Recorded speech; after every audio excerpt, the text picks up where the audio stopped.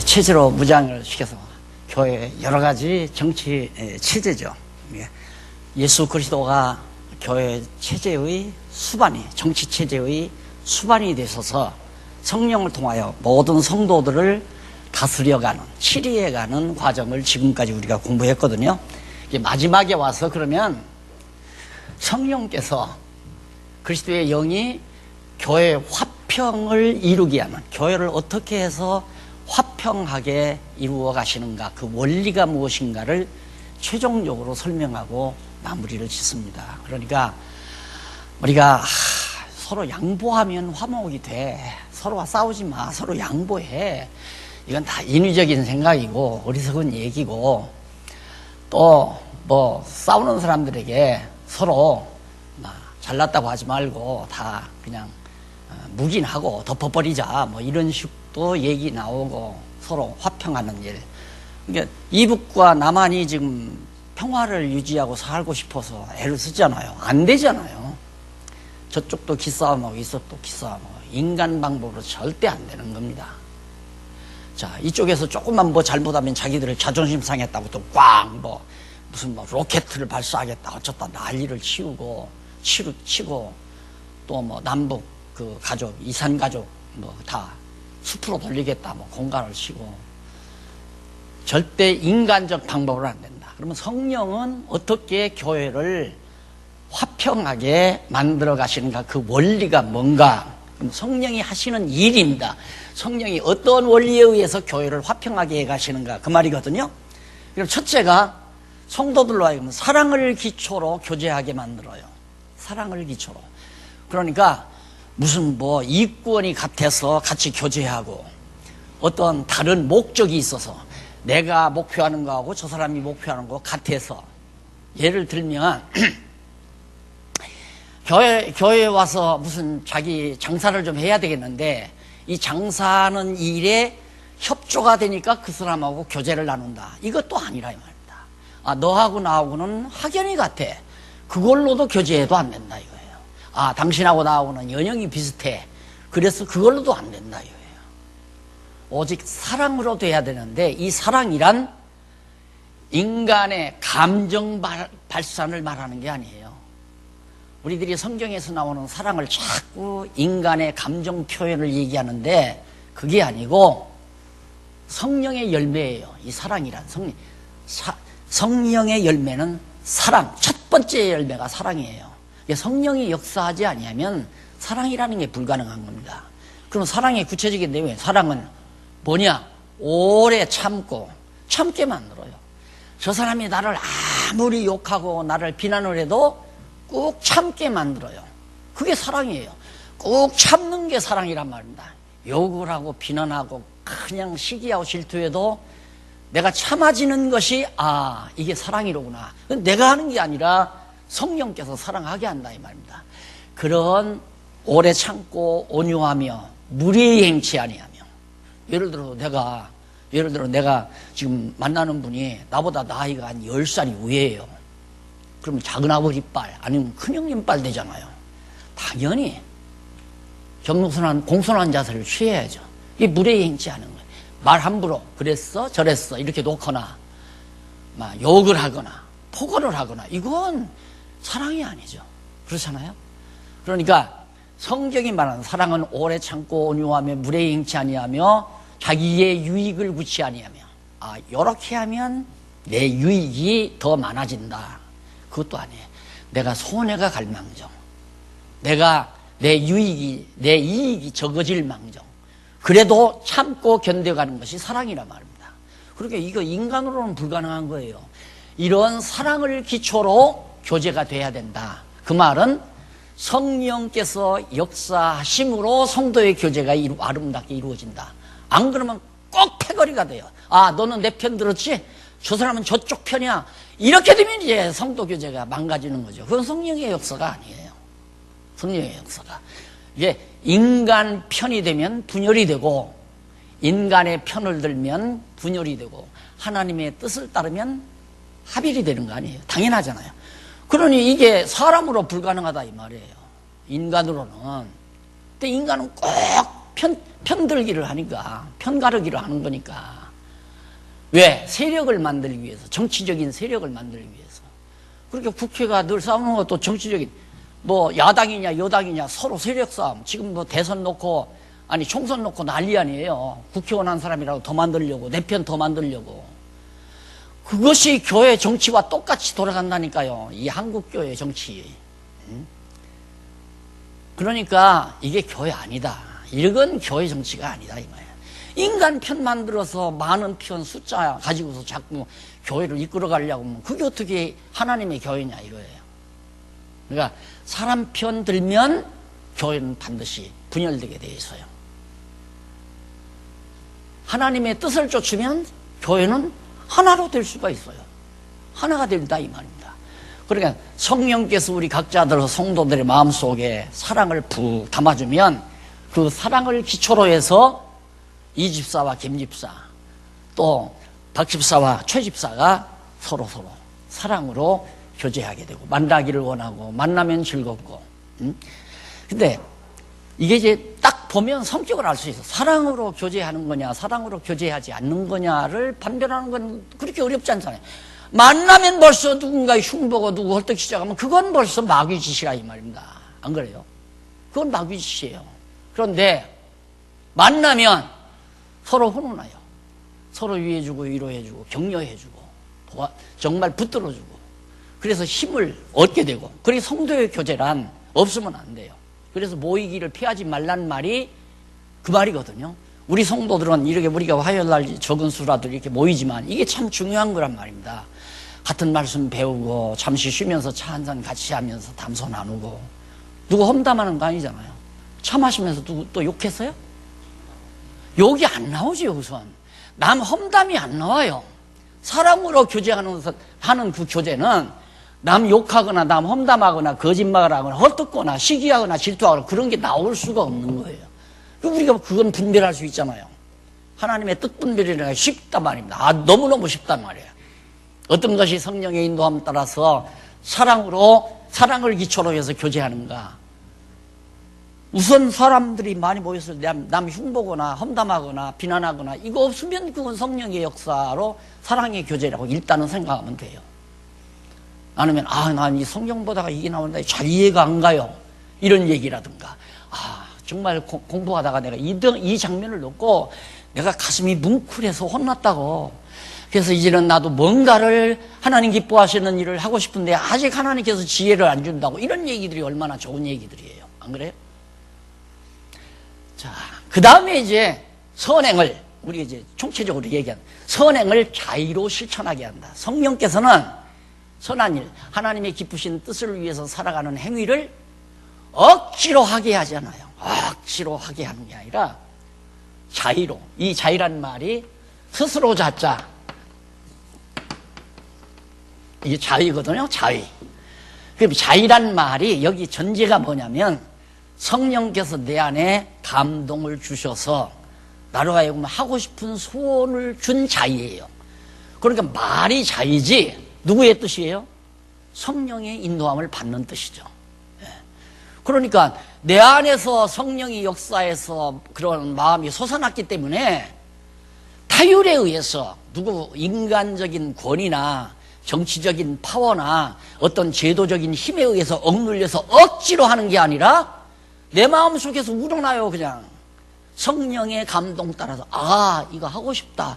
이런 선한 일 하고 싶다. 어느 집사님 아들이 대학 등록금이 없어서 학교를 못 보냈는데 우리들이 과거에 지혜가 없어가지고 그 소문을 그냥 교회에서 광고를 해버렸잖아요. 광고를.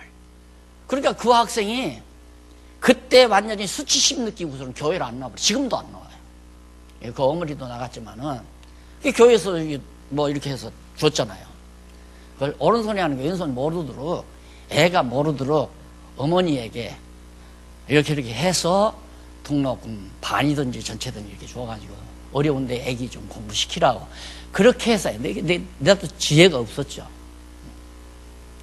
그러니까 그런 선한 일을 하고 싶은 마음을 성령께서 주셔서 내 스스로 하고 싶은 뜻이 생긴다 이 말이에요. 그래서 내가 처음에 체제개혁하면서 이거 아마 기억하시죠? 지금도 다시 한번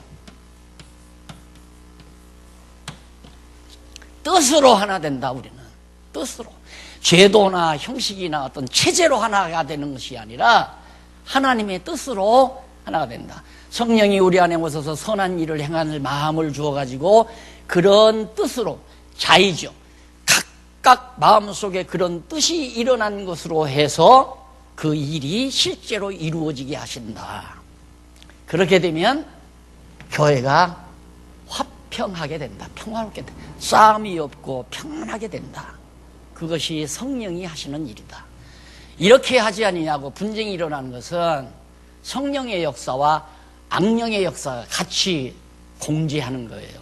그렇게 싸움이다 이 말. 어차피 교회라고 하는 것은 진리 싸움하는 터전이라고 그러잖아요. 지금 체제 마지막 부분인데 체제를 왜 갖추게 하는가? 진리 싸움하게 하려고 진리 싸움하게 하려고. 그래서 히브리 유대주의와 그 다음 세속주의와 적그리스도와 싸움시키려고 하나님께서 이렇게 교회를 체제로 갖추어지게 하나요? 교회에 싸움 일어나는 걸 두려웠게 생각하면 안 돼요. 당연히 일어나게 돼 있는 거예요. 세상에 있는 교회가 어떻게 싸움이 없어요. 근데 인간이 주먹 치고받고 하는 이런 싸움은 아니고, 교회 안에 절대 율법주의가 발못 붙이도록 노력하는 게 그게 싸움이죠. 그건 내가 율법주의에 넘어가지 아니하면 이기는 거예요. 내가 세속주의에 빠져들지 아니하면 이기는 거고, 내가 바로 이제 적그리스도에게 유혹당하지 않으면 이기는 거예요. 승리하는 거. 그런데 우리는 이긴다는 것이 막 저 반대자들을 전부 척결해서 다 내쫓아버리고 죽여버리거나, 그래서 중세시대에 십자군 전쟁이 일어났잖아요. 종교개혁 때문에. 그래서 막 총칼 들고 나가서 전쟁에서 죽이고 살리고, 막 개신교 종교개혁자들을 막 죽이고 살리고 난리를 치고, 그런 일들이 막 인간 싸움이죠. 그건 진리 싸움이 아니고. 그래서 꼭 우리는 하나님께서 주신 선한 뜻, 그 뜻으로 하나가 되는 것이, 그것이 진짜 교회의 체제다. 그럼 맞는지 안 맞는지 우리 확인해야 될 거 아니에요. 그럼 우선 근거부터 제일 밑에 보면, 밑에 줄바꾼 패러그래프에 보면, 문단에 보면 9059페이지 밑에 문단, 밑에서부터 6째 줄이죠. 일찍이 여호와 하나님께서는 다윗으로 억지가 아닌 자의에 의해 이스라엘 국가를 치려고 쳐들어온 블레셋 사람과 싸워 승리하도록 섭리하셨다. 그러니까 다윗으로 억지가 아닌 자의에 의해 이스라엘 국가를 치려고 쳐들어온 블레셋 사람과 싸워 승리하도록. 이게 다윗이 왕이지만은 백성들을 막 강압적으로 군대 모집해서 이방과 싸우게 한 게 아니에요. 블레셋이 쳐들어오니까 다윗이 어떻게 했습니까? 자기 마음에. 사울 왕은 백성들이 이제 백성들의 의견에 따라서, 그게 민주주의에 의해서 선출된 왕이 사울 왕이에요. 자기들 마음에 합한 자를 세운 거거든요. 하나님 마음에 합한 자를 왕으로 세운 게 아니라 백성들의 마음에 합한 자를 세운 거란 말입니다. 그렇게 투표해서 세운다는 건 말이 안 되는 거예요. 교회 지도자나 뭐 교회 어떤 뭘 투표를 해서 숫자 많은 대로 세운다? 그건 완전히 인본주의의 꽃이라니까요. 인본주의의 꽃, 민주주의라고 하는 게. 근데 장로교가 민주주의 방법으로 교회 정치를 하잖아요.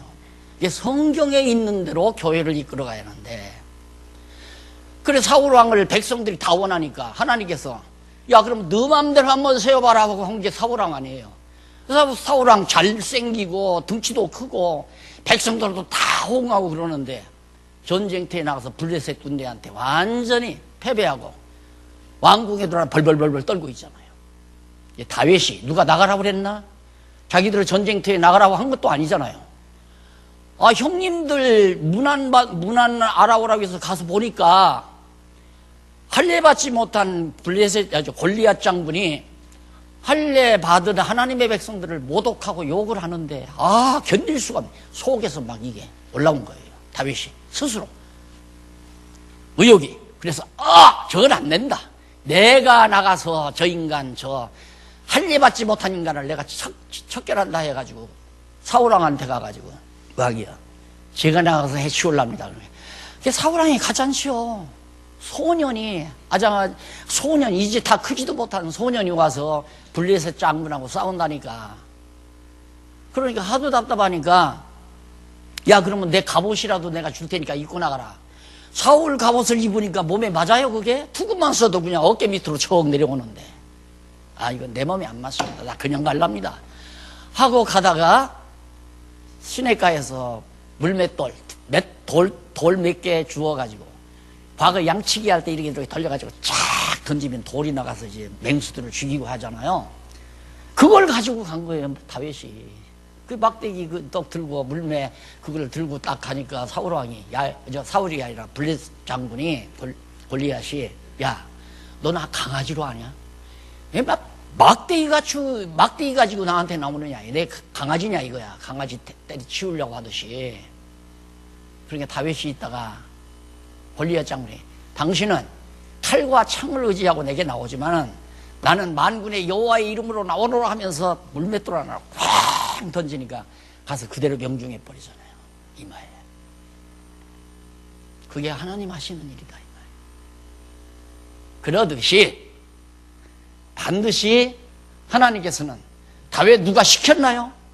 자기 스스로 가서 악한 블레셋 장군 해치우지. 이게 얼마나 선한 행위예요. 나라를 지키는 일인데.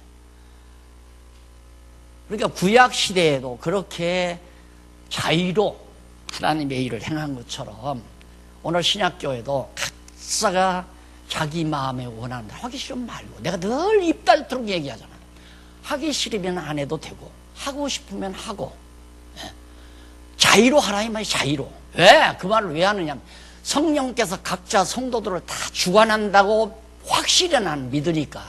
누구나가. 하나님의 사람은 성령이 다 주관하잖아요. 그리고 성령이 주관해서 하는 일이 얼마나 평화롭게 잘 되겠어요. 제가 이런 체제개혁에 대해서 이제 어느 선배 목사님에게 가서 얘기하니까 첫 마디 딱 묻는 것이, 박 목사님, 이게 성경적으로 이게 맞는 것 같은데, 그러면 이게 다 재정도 한쪽으로 몰리고 사람도 한쪽으로 몰리지 않느냐 이거야. 그래서 내가 목사님께서 그 질문을 하실 줄 알았다고. 나도 놀랐다고 그랬어. 나도 처음에 성경대로 이렇게 하려고 해보면서 제일 걱정한 것이, 돈도 한쪽으로 싹 몰려버리고 사람도 한쪽으로 싹 몰려버리면 그러면 이거 어떻게 되는가. 그래도 뭐 다 돈도 다 연보 걷어가지고 장로님들이 다 앉아서, 예산위원들이 어디다 얼마 쓰고 어디다 얼마 쓰고 다 의성적으로 판단해서 그렇게 해야지, 다 알아서 다 아는 대로 자기 마음대로 써라 이래버리면 일이 되겠느냐 이거예요. 그래서 근데 목사님, 나도 놀란 게 뭐냐면, 그렇게 하니까 해야 될 일들이 다 이루어지고 또 돈도 한쪽으로 몰리지도 않고 사람도 한쪽으로 몰리지도 않고 그렇게 잘 돼갑니다. 교회가 조용하게.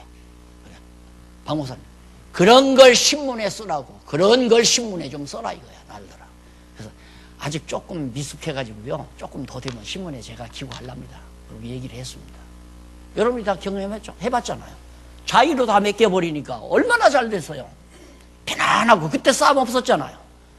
서로 갈등도 없었고. 내버려 두면 싸움 안 일어나. 간섭하니까 싸움이 일어나지.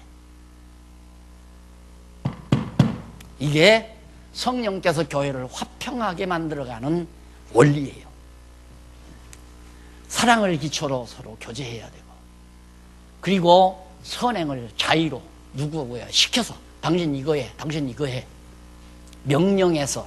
지금 명령받고 일할 사람이 누가 있습니까? 꼬마들도 이제 6살, 7살 먹은 꼬마들도, 야, 저 가서 신문 좀 가지고 와. 할아버지가 가져오면 안 돼? 그런 말 들으면 내가 깜짝깜짝 놀란다고요. 맞아. 할아버지가 가져오면 안 돼? 할아버지는 왜 날 시키냐 이거야. 나도 바빠 죽겠는데. 할아버지, 할머니가 전화를 걸면, 할머니, 나 지금 바빠요.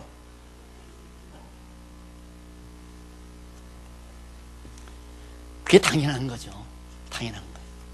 근데 우리가 너무 유교적인 풍토에 살아가지고 명령에 복종해야 되고 순종 잘해야 똑똑한 놈이고, 그래서 다 병신된 사람이 얼마나 많아요. 부모에게 무조건 순종한다고. 그냥 그게 발전이 없는 거죠. 발전이. 그래서 지금도 고향을 찾아보면 과거에 그래도 뭐 밥이라도 먹고 논마지기나 가지고 공부하면서 했던 그 집안들은 그냥 농촌에 쳐져가지고 자손이 그냥 그 땅덩어리 일구면서 그렇게 살아요. 왜? 억눌려가지고. 개방적인 사고를 못한다 이 말입니다. 이 교회도 반드시 선행을 자유하게 해야 한다. 그러면 정말 맞은가 안 맞은가 확인해 보십시다. 1장 11절로부터 1장 1절로부터 3절까지 1장 1절로부터 3절까지 보면 발신자와 수신자에 대한 소개 후에 은혜와 평강을 기원하는 내용에 누가 누구에게 이 편지를 보내는가 거기 보면 그리스도 예수를 위하여 갇힌 자 된 바울과 및 형제 디모데는, 근데 여기서 그리스도 예수를 위하여 갇힌 자 된 이 말은 조금 이제 의역을 한 거예요. 직역을 하자면 그리스도 예수의 포로가 된 나는, 그 말이에요. 바울이 자기는 예수 그리스도의 포로가 됐다. 그 말은 내가 지금 감옥에 갇혀 있기는 갇혀 있지만 사람들은 나를 눈으로 보이는 정치적인 감옥에다 가둬놨지만은 나는 그리스도의 포로가 된 거다. 그 말이에요. 그러니까 고차원적으로 보는 거죠. 그러니까 바울은 감옥에 들어있어도 감옥이라고 생각 안 해요. 이것이 나는 그리스도의 포로가 돼서 사는 사람이다. 바로 그겁니다. 그래서 그런 바울이 누구에게 된 바울과 및 형제 디모데는, 바울과 어떤 때는 내 아들 디모데라고 했다가 형제라고 했다가 바울이 그렇게 표현하죠. 가족이라는 얘기예요. 쉽게 말하면 그리스도 안에서의 가족. 아들도 가족을 말하는 거고 형제도 가족을 말하는 거 아니에요.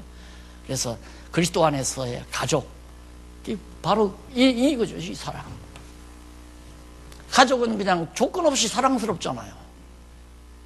피를 나눈 가족은 조건 없이 사랑스럽다. 미운지대도 사랑스럽다 이 말이에요. 하나님도 당신의 가족이기 때문에 우리의 행위를 보고 사랑하는 것이 아니다. 앞에서 말씀드렸잖아요. 그런 사랑으로 우리가 그냥 성도들은 만나면 즐겁고 그냥 뭐라도 맛있는 거 같이 나누고 주고, 오늘 또 차 마시는데 어느 장로님이 오늘은 제가 맛있는 거 사드리겠습니다 그러더라고요. 오늘은 제가 맛있는 거 사드려요. 식구가 이렇게 많은데 걱정하지 말라고 그러더라고요. 왜? 사주고 싶으니까, 같이 나누고 싶으니까. 그런 게 다 사랑 아니에요? 그런데 세상 친구 사귀어보면 야, 나 지난번 사는데 너는 밥 한 끼도 안 사냐 이거야. 안 사면 왕따 당해요. 안 그래요? 늘 가서 밥이나 얻어먹고 밥도 먹으면서 자꾸 꽃배기로 시켜 먹어. 밥 한 공기 더 달라. 뭐 짜장면을 먹으면 꽃배기 시키고, 또 여러 가지 많이 있으면 값비싼 것만 또 골라서 시켜. 그러다가는 저거 데리고 가지 말자. 그리스도 안에서는 그게 없잖아요. 그냥 같이 먹고 싶고 같이 있고 싶으니까. 그게 그리스도 안에서의 사랑으로 교제라는 얘기입니다. 그래서 디모데를 형제라고, 왜 가족이라는 뜻이죠. 디모데는 우리의 사랑을 받는 자요. 바울과 및 형제 디모데는 우리의 사랑을 받는 자요 동역자인 빌레몬은 바울의 전도를 받아서 예수를 그리스도로 믿는 자예요. 상당히 돈이 좀 있는 사람이고 아마 요즘으로 말하면 사업가였던 것 같아요. 그런데 그 형제를 가리켜서 동역자라고 그랬어요. 왜? 복음을 해서 같이 일하니까 동역자죠. 바울은 사도고 디모데도 전도자지만은 빌레몬은 전도자도 아니고 사도도 아니에요. 복음 전하는 자도 아니고. 그러나 사업에서 얻어지는 돈으로 바울의 선교비도 돕고 또 디모데의 선교비도 돕고 아마 그랬나 봐요. 그러니까 동역자라고 표현한 거예요. 같은 일에 복음을 위해서 같이 일하는 자다. 빌레몬과 또 하나 또 있는데 그게 누구냐면 자매 아비야와, 그러니까 아마 빌레몬의 아내인 것 같아요. 아비야와 및 우리의 함께 군사된 아기뽀와 네 집에 있는 교회에게 편지한다. 그러니까 빌레몬의 집에 아담한 가정교회가 세워져 있는 거예요. 교회가 그렇게 순수한 겁니다. 그런데 어쩌다가 한국교회는 그냥 몇만 명씩 해서 큰 맘모스 소위 성전이라고 지어놓고 난리를 치다가 보니까 그것만 교회지, 도랑도랑 안방에 모여서 5식구, 4식구가 모여서 찬양하고 기도하고 하나님 말씀 상과, 그건 교회라고 생각을 안 하는 거예요. 그래서 이렇게 다 된 거예요. 교회는 아주 순수한 겁니다. 그냥 사랑으로 똘똘 뭉친 거예요. 사랑으로. 그래서 그 빌레몬의 가정에 있는, 그 집에 있는 교회에게 편지한다. 가정교회 첫째 중요합니다. 가정교회. 그래서 날마다, 매주마다, 날마다 못하면 매주 한 번이라도, 매주 한 번이라도 못하면 한 달에 한 번이라도 가정 경건회를 하는 건 참 중요하죠. 아이들이 학교 갔다 지방에 가서 이제 공부하다가 돌아오는 때가 있잖아요. 한 달에 한 번 돌아온다 그러면 그 날짜 잡아서, 야, 오늘은 오는 날 우리 경건회 하자. 가정 경건회 하자. 그 모여가지고 아버지가 말씀하고 엄마가 기도하고 그리고 같이 찬송 부르고 그러면서 같이 이제 그때 아버지 어머니가 이제 자녀들에게 하나님 말씀으로 교훈하는 거죠. 가르쳐 주는 거죠. 이게 깊이 들어갑니다. 아주 깊이 들어가요. 그게. 그래서 가정교회가 기초가 돼야 된다 하는 거예요. 여기 이제 빌레몬의 가정교회죠. 그래서 편지하노니 하나님 우리 아버지와 주 예수 그리스도로조차 은혜와 평강이 너희에게 있을지어다. 은혜와 평강. 은혜와 평강이 화평을 이루는 기본 요소가 은혜와 평강이에요. 하나님의 은혜다. 그러니까 내가 거듭 얘기지만 부모가 살아있는 동안에는 형제가 다 우애합니다. 모두가 다 부모의 은혜만을 생각하니까. 그런데 부모님이 세상 떠나버리면 이제 부모님 안 보이니까 뭔만 눈에 보이는가? 부모님이 남겨놓고 간 재산 덩어리만 보이니까 그 다음부터는 형제들이 다 서로 밥 먹기 시작이 되죠. 그래서 내가 다 우리 교회도 이게 문제가 다 어른들이 정말 애써서 땀 흘리면서 이거 이뤄놨잖아요. 그 어른들이 있는 동안엔 괜찮아요. 어느 정도라도. 근데 어른들 세상 떠나고 나면 이거 누가 헤게모니 잡느냐? 이게 문제가 되는 거예요. 그거 반드시 오게 돼 있어요. 그래서 내가 늘 이거 화근이라고 내가 그랬잖아요. 화근. 어른들 세상 떠나면 화근이에요. 이 은혜와 평강이 다 사라져버리고 화평이 사라진 다음에 재산 싸움이 일어나고 있잖아요. 그래서 그걸 막기 위해서 법인화 추진한 거 아니에요. 재단 법인화. 그 이제 싸움할 필요가 없으니까. 이제는 싸움해도 필요 없어요. 누가 이거 뭐 걷어잡아서 가져갈 수도 없는 거고. 가정도 마찬가지고. 잘 때 돈 많이 모여놓고 부모 생전에 다 분리해 주지 아니하면 부모 세상 뜨고 나서 칼부림 나요. 형제들끼리.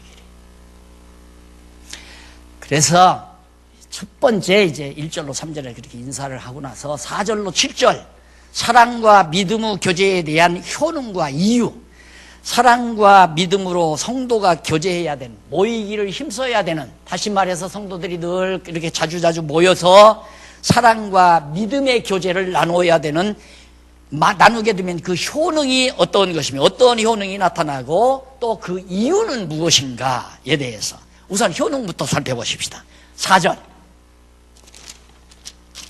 4절에 보면 내가 항상 내 하나님께 감사하고 기도할 때 너를 말함은 주 예수와 및 모든 성도에 대한 내 사랑과 믿음이 있음을 들음이니, 내가 항상 하나님께 감사하고 기도할 때마다 빌레몬 너를 잊지 않고 생각하는 이유가 뭐냐? 그 이유는 성도에 대한 내 사랑과 믿음이 있음을 내가 늘 듣고 있기 때문이다. 그러니까 빌레몬이 사업에서 돈 벌어가지고 그냥 어려운 성도들 이렇게 다 부축해주고 많은 그런 연보를 통해서 교회, 가정교회를, 조만한 가정교회와 같은 교회지만 두루두루 살피는 일을 잘한다는 소식을 바울이 들은 거예요. 그래서 늘 바울이 기도할 때마다 빌레몬을 생각하고 사랑하게 되고 그런 거다. 그러면서 계속해서 하는 믿음이 있음을 들음이니 이로써 이것 때문에 내 믿음의 교제가 우리 가운데 있는 선을 알게 하고 그리스도께 미치도록 역사하느니라. 너를 잊지 않고 내 아름다운 그런 삶의 모습을, 그리스도 안에서 살아가는 선행의 모습을 우리가 들었기 때문에 성도 교제가 끊어지지 아니하고 이것 때문에 또 우리 안에서 선한 마음이 자꾸 솟아난다 이 말이에요.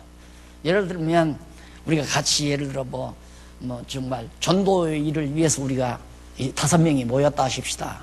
그런데 5명이 전도 회원으로 모여가지고 전도회를 운영해 가는데 어느 자매가 어느 회원이 한 주간 동안 신문이 나오니까 신문을 열심히 병원에 돌리고, 예를 들면 병원에 돌리고 뭐 여러 가지 뭐 다른 지역 교회들에 뭐 함께 넣었는데 어느 교회 가서 이거 딱 신문을 넣다가 목사님한테 발각이 된 거예요. 이 목사님이 그거 뭐냐니까 한국 크리스찬 신문입니다. 예를 들은 겁니다. 그러니까 그 무슨 신문이야? 그러고 딱 보더니만 이런 신문이 다 있느냐고. 가만히 있어 보라고. 쭉 읽어보더니 와 정말 너무너무 놀랍습니다. 이런 얘기를 예를 들어서 한 주간 전도했다가 주일날 모여서 나는 이런 일이 있었어. 그러면 나도 그렇게 해야 되겠구나. 나도 하고 싶은 선한 마음이 일어나잖아요. 그러니까 성도들이 모이는 건 그런 효과가 있는 거예요. 기독교 지도자 협의회 모이는 것도 그런 효과가 있어요. 우리 지교회는 여차여차해서 지난 1년 동안 여차여차했습니다. 저야 보고를 하면 게으르고 나태하고 일 안 하던 교회들도 나도 그렇게 해야 되겠구나. 이런 선한 마음이 솟아나게 된다. 이제 바로 그런 얘기 아닙니까? 네가 너무 그렇게 사랑과 믿음으로 행한다고 하는 그 말을 들을 때 바울이나 디모데도 마음속에 선한 마음이 여기서 이로써 이것 때문에 내 믿음의 교제가 우리 가운데 있는 선을 알게 하고 우리 마음속에 선한 마음이 있는 것을 다시 깨닫게 하고 알게 하고 그 다음 그리스도께 미치도록 역사하느니라. 우리의 선한 마음이 그리스도에게 다 이게 미치도록 우리 안에서 역사하고 있다. 그러니까 감동을 받았다 그 말이에요. 네가 그렇게 살아간다는 소식을 듣고 우리가 너무너무 감동을 받아서 하나님께 감사하고 하나님께 너를 생각하면서 기도한다. 이제 그 얘기 아닙니까? 자, 그러면서 거기 4절로 7절에 보면 사랑과 믿음의 교제에 대한 효능과 이유에 대해서 지금 말했죠. 그 효능 말했어요.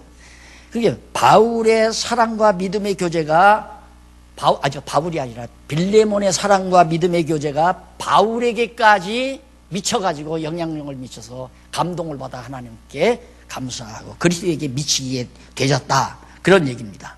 그러면서 7절 형제여 빌레몬을 향하죠. 형제여 성도들의 마음이 너로 말미암아 평안함을 얻었으니 내가 너의 사랑으로 많은 기쁨과 위로를 얻었노라.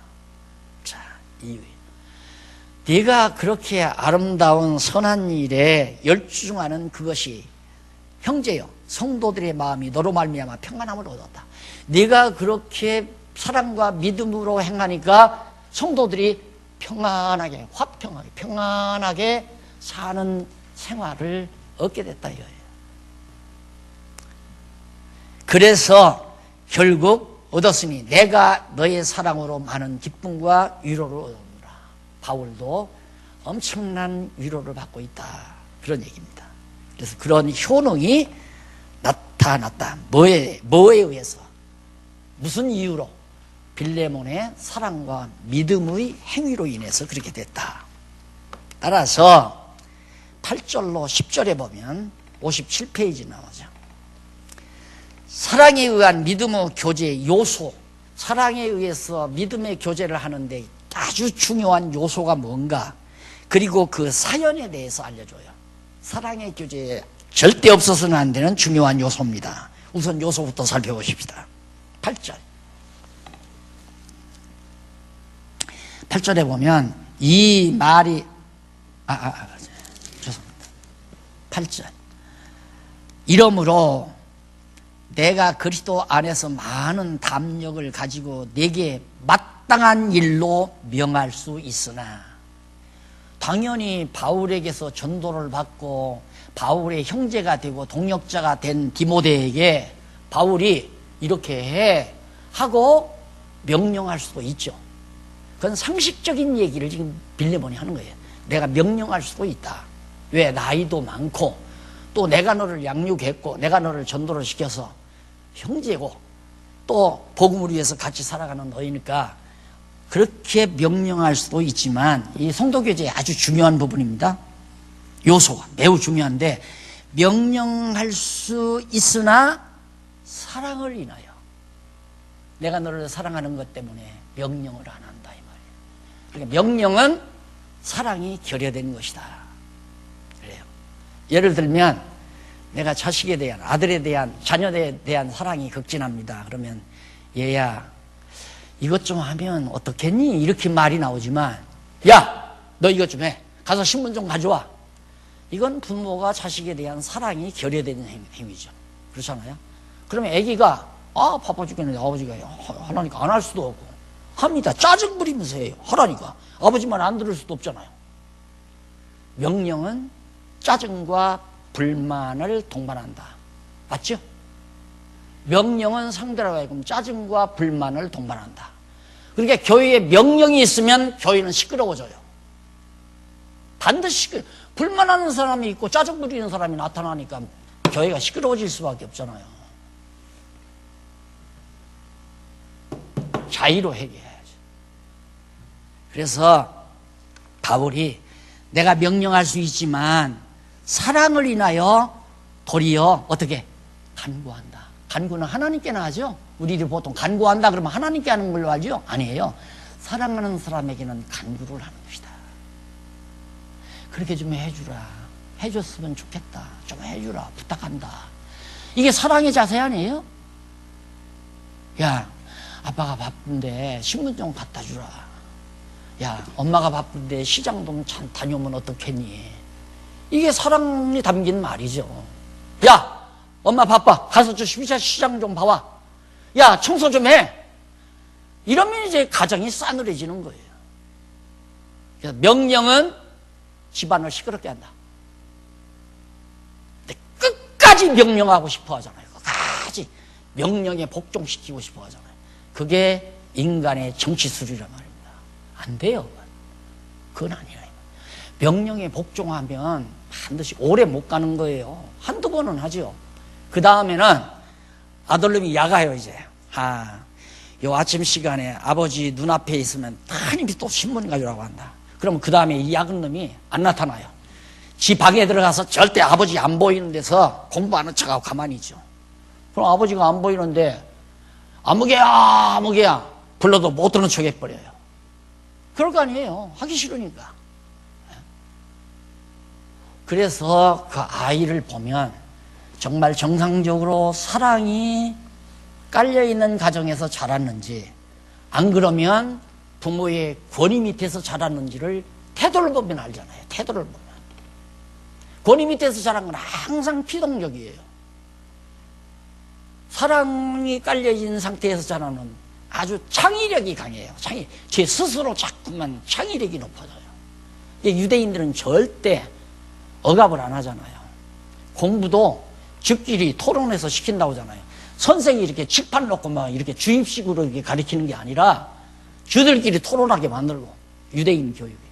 그러니까 걔네들의 머리가 아주 명석하게 발달해가지고, 여러분, 먹고 살 수 있는 노하우가 1000개가 있다고 하잖아요, 유대인들은. 지금 이번에 미국에서 비행기 노하우를 4가지를 안 준다, 우리 안 준다 그러는데, 그건 이스라엘에도 안 줬다. 그런데 이스라엘이 안 줬어도 그 노하우는 유대인들이 다 가지고 있는 거예요. 유대인들이 머리에서 나온 노하우예요. 아직 정치적으로 저렇게 돼 있는 이스라엘이라도 놔주면 중동 사태가 복잡해지니까 안 주는 거죠. 아직 전례 안 온 거예요. 때가 되면 다 걷어잡는 거죠. 그렇게 머리가 샤프한 사람들이에요, 유대인들이. 왜? 공부를 그렇게 자유롭게 시키니까. 이게 우리 이 교회도 공부를 자유롭게 하게 만들어요. 자유롭게.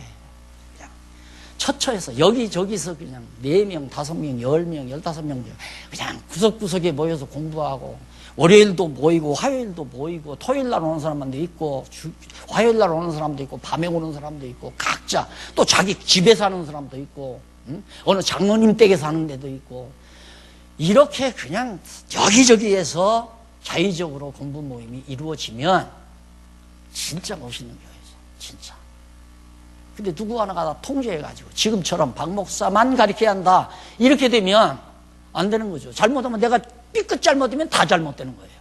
내가 삐끗 잘못 가르치면 다 잘못되는 거라. 그래서 오죽하면 이렇게 꼬박꼬박 써가지고 가르치잖아요. 나도 말하다 보면 실수할 수 있으니까. 그래서 여기 써놓은 게 분명한 겁니다. 써놓은 것이 내가 말할 때 말한 건 실수하는 것도 있을 수 있죠. 자, 이래서 사랑에 의한 믿음의 교제 요소, 그래서 믿음의 교제에 대한 절대 필요한 요소는 명령하지 말고 간구해라. 서로가 간구를 해라. 사랑의 요청이죠, 간구는. 이게 첫 번째 요소예요. 그리고 사랑을 인하여 도리어 간구하노니 나이 많은 나 바울은, 여기도 나이 많은 나 바울은, 여기가 나이 많은을 장로인 나 바울은 이렇게 번역할 수도 있어요.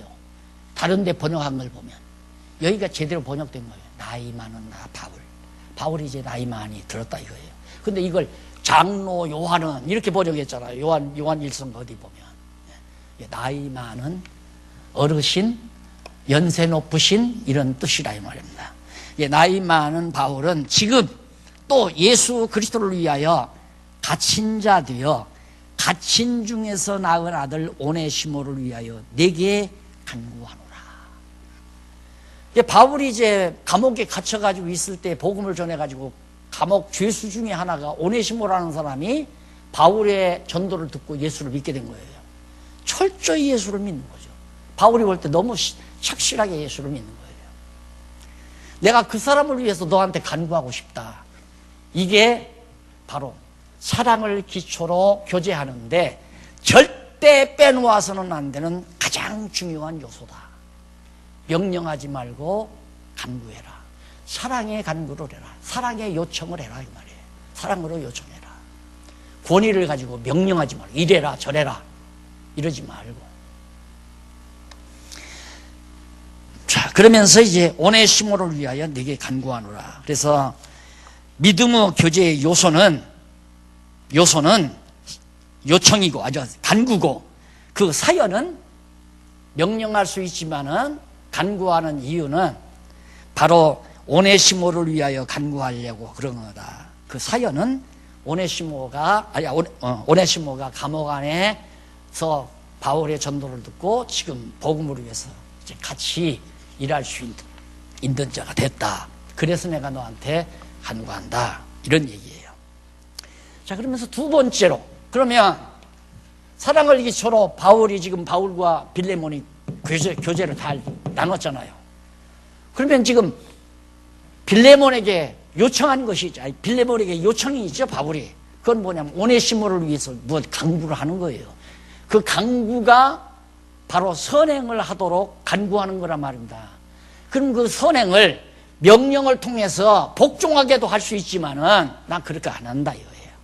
왜? 그건 성도 교제의 기본 요소가 아니니까. 만약에 명령자가 있고 명령 수행자가 있으면 상하 계급 관계지 서로 평등 관계가 아니잖아요. 서로 사랑의 관계가 아니라 이 말입니다. 그러니까 우리나라가 부부가 참 어려움을 많이 겪었던 이유가 남편은 우애고 아내는 완전히 여필종부, 남편에게 지배받는 존재다. 이렇게 유교가 정해놓고 살았기 때문에 그래서 다 불행했던 거예요. 한국 가정들이. 근데 이제는 그게 아니잖아요. 남녀 평등. 그래서 아내와 남편은 서로 사랑의 관계지 남편이 명령하고 아내는 명령 수행하는 존재가 아니다 이 말이에요. 그런 것처럼 바울과 빌레몬도 너와 나 사이는 아무리 내가 너를 전도해서 가르쳤지만 내 명령으로 너를 복종시킬 생각은 없다. 정말 내가 간구함으로 그 선행이 내 자유로 되기를 원한다. 지금 그 얘기거든요. 자, 그러면 한번 읽어봅시다. 정말 그런가? 11절. 저가 전에는 그러니까 오네시모가 그 죄인으로 있었다가 돌아온 오네시모가 전에는 내게 무익하였으나, 그러니까 빌레몬의 집에서 일하다가 결국 부정을 행한 거 아니에요. 경제적인 손실을 미치고 결국에 감옥에 갇힌 거란 말입니다. 오네시모라는 사람이. 이게 내게 무익하였으나 이제는 나와 내게 유익함으로. 성령께서 그를 새 사람으로 만들어 놨기 때문에 나에게도 유익하고 하고 내게도 유익한 것이다. 그 사람이. 그러므로 내게 저를 돌려. 내가 바울이 전도를 오네시모로 했으니까 오네시모. 바울, 빌레몬, 오네시모. 이게 다 이 관계란 말입니다. 이게 다 평등 관계예요. 어디서? 주님에게서. 다 주님의 지체들이니까. 이게 바울이 빌레몬도 전도하고 오네시모도 감옥에서 전도하고. 그러니까 과거에는 오네시모가 빌레몬의 사업장에서 일하다가 경제적인 손실을 끼치고 범죄하고서 감옥에 갇혔다 이거예요. 빌레몬에게 손해를 끼친 사람 아니에요? 그러나 이제는 바울의 전도를 듣고 성령께서 오네시모도 새 사람을 만들어줬기 때문에 우리와 같은 형제다. 그러니까 내가 너에게 간구한다 이 말이에요. 우선 내가 이 오네시모, 변화된 오네시모를 내게 보내주마 그 말이에요. 내게 보낸다. 안 보내고 빌레몬이야, 야 내가 오네시모 내 복음 전도의 동역자로 내가 오네시모를 픽업해서 쓰겠다. 그러면 빌레몬의 마음속에 세상 그럴 수가 있나 이럴 수도 있잖아요. 어느 분이 그런데요. 지방에서 어떻게 우리 교회에서 문제를 일으키고 간 사람을 장안중앙교에서는 다 장로를 세웠냐. 그리고 화가 나가지고 뿔이 나가지고 그래서 내가 그럴 수도 있겠다는 그 생각을 했어요. 근데 문제를 일으키고 왔는지 안 왔는지 그걸 내가 어떻게 알아요. 일일이 교회 내가 살펴보지도 않았는데. 그 교회 와가지고 있다가 다들 원하니까 그냥 장로가 된 건데 내가 세운 것도 아니고. 바로 그런 경우죠. 근데 가능만 했으면 보내서 가서 교회와 불미스러운 일이 있으면 가서 좀 얘기하고 다 편안하게 와서 장안중앙교회 장로가 되면 어떻겠냐 이렇게 얘기를 했으면 좋겠죠. 근데 저도 미처 그런 생각을 못했어요. 뭐 그렇게까지 심각한 줄은 몰랐으니까. 근데 그것 때문에 지금 굉장히 속이 상해 있다고 그래요. 그런 거 서로가 덮고 이해하고 다 복음을 위해서 살려고 주를 위해서 살려고 하는 거니까.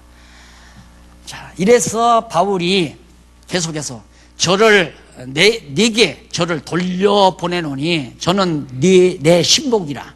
그러니까 아주 나와 함께 복음을 위해서 함께 일하는 신복이 됐다. 저를 내가 머물러 두어 내 복음을 위하여 갇힌 중에서 네 대신 나를 섬기게 하고자 하나 다만 내 승낙이 없이는 내가 아무것도 하기를 원치 아니하노니 이는 너의 선한 일이 억지같이 되지 아니하고 자의로 되게 하려 함이로라. 지금 또 아까 한 얘기 똑같잖아요. 오네시모를 그냥 바울의 신복으로 빌레몬이 당연히 곁에서 바울을 협력해주고 도와주고 그래야 되는데 빌레몬이 멀리 떨어져 있으니까 빌레몬 대신 오네시모가 지금 자기 일을 돕고 있으니까 빌레몬아 봐줘라. 내가 일단 오네시모를 내게 돌려보낼 테니까 오네시모가 가서 아이고 과거에 제가 잘못했습니다. 어리석었습니다.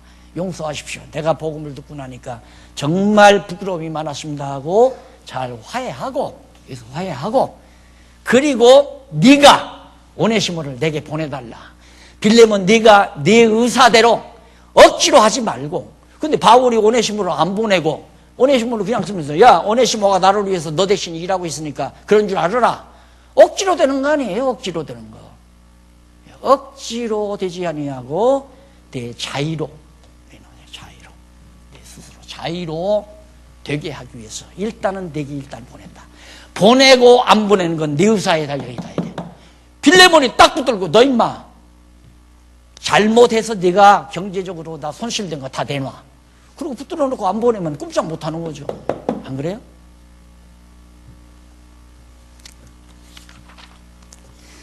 그래서 오네시모에게 이제 그렇게 말을 하면서 원치 아니하노니 이는 너의 선한 일이 억지같이 절대 선한 일은 억지로 하면 안 돼요. 누구 명령 듣고 안 할 수 없으니까 한다. 아이고, 저 장로님이 하라고 하는 거 안 했다가는 찍히는데, 이건 바보 같은 생각이에요. 하기 싫으면 하지 말아야 돼. 절대 들으면 안 돼요. 하나님의 일은 억지로 하는 거 아니에요. 자의로 해야지. 성령 감동해서 하고 싶은 대로 해야지. 그 다음 15절 15절 보십시다. 아니, 저가 전에는 11절이죠? 아, 15절인가요? 아니죠. 자의로 아니에요. 죄송하네요. 15절.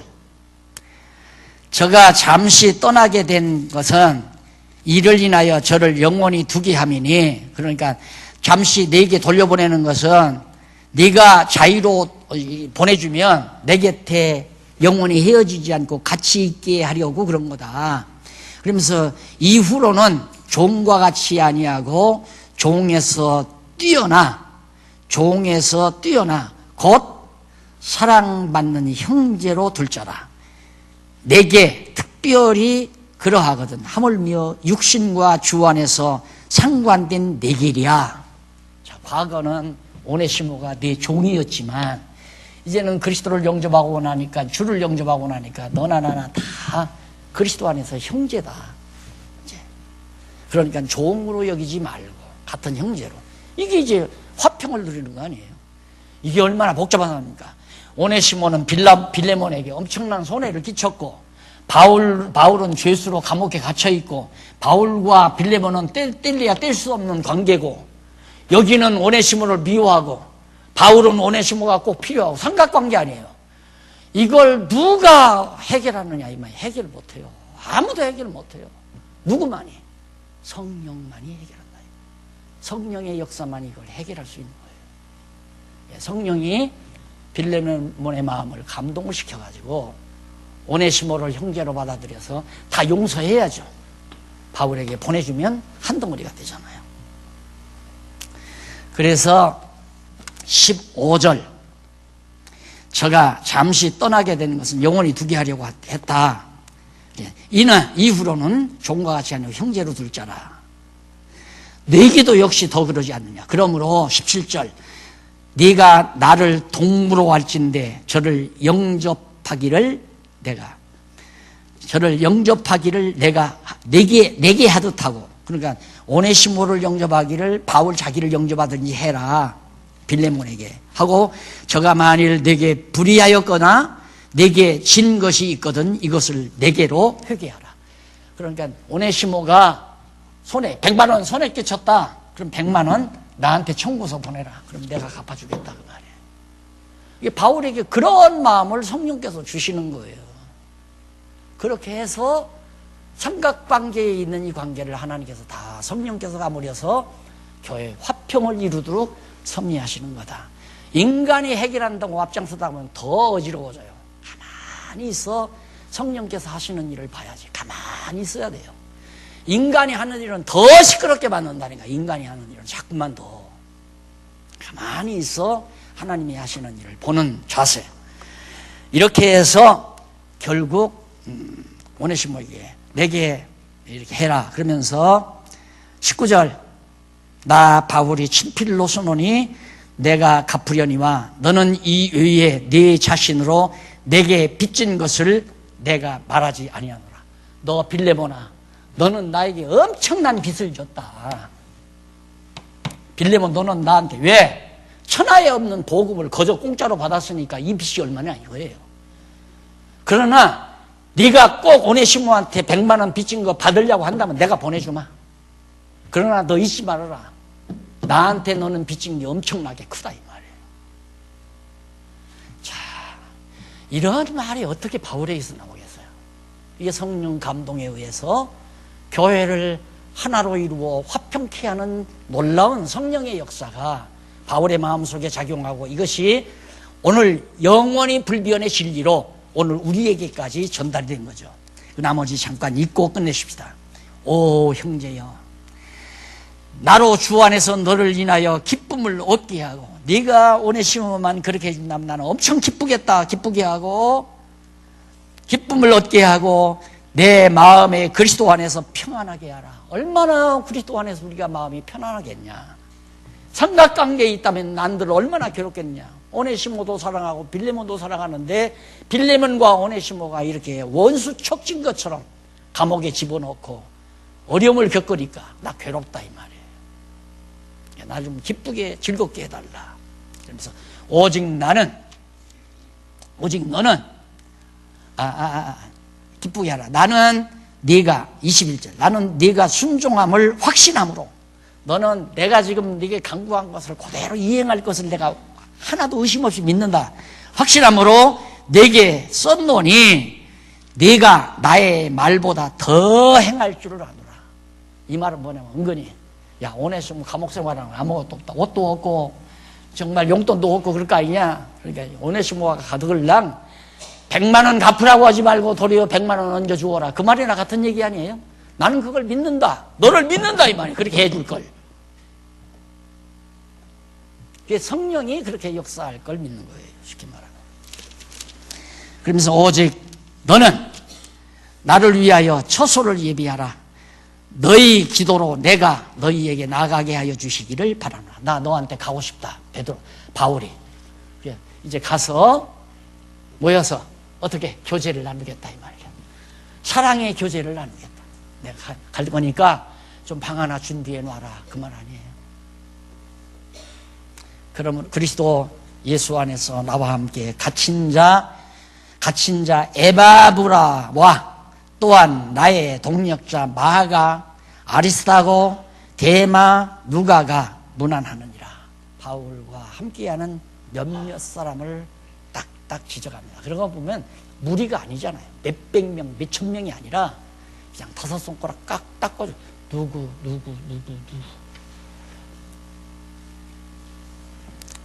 우리 주 예수 그리스도의 은혜가 너희 심령과 함께 있을지어다. 마지막, 자, 교회가 화평을 이루는 기본 원리가 아주 잘 나타나 있죠. 사랑을 기초로 교제해라. 또 선행을 자유로 실천하게 해라. 이게 우리가 하는 게 아니라 성령이 사랑을 기초로 교제하게 하고 성령께서 선행을 자유로 실천하게 한다. 그렇게 해서 교회가 화평을 이루도록 역사한다. 이것이 안 되는 한 교회는 시끄럽다. 그래서 교회를 다스려 가시는 분은 성령께서 하나님의 뜻을 따라 잘 화평하게도 하고 분쟁을 일으키기도 하고 이렇게 해 가시는 것이 하나님의 뜻임을. 이것이 이제 체제로 무장시킨, 이렇게만 되면 이제 교회가 화평을 이루어지면 그 다음에 이제 싸움이에요. 진리 싸움. 예, 예를 들어 이단 이런 사상은 잘못된 거다. 이건 진리에서 어긋났다. 우리는 벌써 지금 많이 해가고 있잖아요. 신문으로 방송으로 지금 전 세계적으로 그동안 모든 기존 체제에서 기존 신학에서 말했던 이런 것들은 잘못이고 이것도 잘못이고 지금 하는 게 뭡니까? 그동안의 교회 정치는 매우 성경과 동떨어진 인본주의적인 일들이다. 이게 전쟁이거든요, 지금. 이 전쟁 하자는 거 아니에요? 기도하십시다. 자비하신 아버지 하나님, 은혜를 감사합니다. 오늘까지 이처럼 교회 체제에 대한 진리를 잘 마무리하도록 은혜 주신 것을 진심으로 감사합니다. 우리 장안종합교회 정말 튼튼하고 견고하게 반석 위에서 잘 체제로 무장하여 오늘날 비진리에 사로잡혀 있는 주님의 몸된 교회들을 바르게 세우는 데 쓰임받는 저희들 되도록 인도하시옵소서. 예수님 이름으로 기도드립니다.